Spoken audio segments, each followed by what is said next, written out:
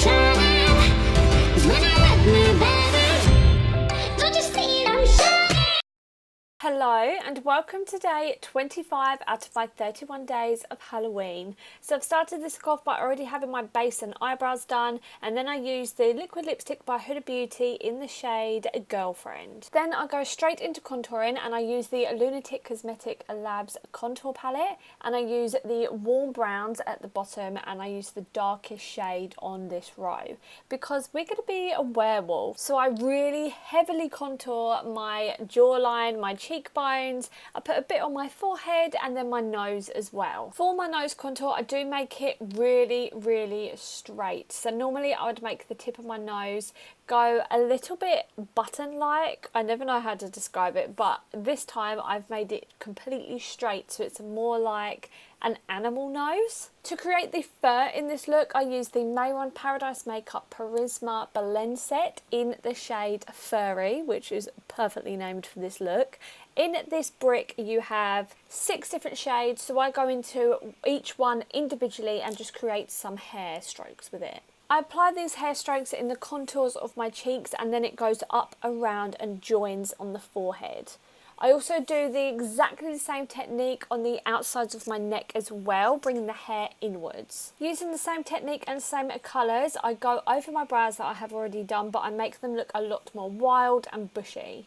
For the nose, I get a black eyeshadow and blend it onto the tip of my nose, and then I also bring it down into the Cupid's bow as well. I then fill in my top lip with the Huda Beauty liquid lipstick in the shade Wicked. I also extend it as well to add to that kind of feline, animal-esque look. Moving on to the eyes, I prime them with the P. Louise base in the shade 0.5. And then I go into the Morphe 3503 Fierce by Nature palette and use the shade called Disrupt. And I blend this into the crease and also blend it out into the fur on the outer corner as well. To darken up the look, I go into the shade Domination, and I first start to leave it in the crease, but then when I blend it out into the wing, I also blend it down onto the bottom lash line as well. Then to fill in that little gap that we have on the lid, I use the shade called Consume, which is a really gorgeous orange shade, and I just place it over the areas that we haven't filled with any eyeshadow yet and blend it into the brown eyeshadows. And then I add it to the bottom lash line as well. To make my eyes look a little bit bigger and brighter, I use the Colourpop Creme Gel Liner in the shade Exit, and I apply this to my waterline. Then using the Fenty Beauty Vivid Eyeliner in the shade Wet T-Shirt, I apply it to the inner corner of my eyes just to open it up a little bit and make it look a bit more feline.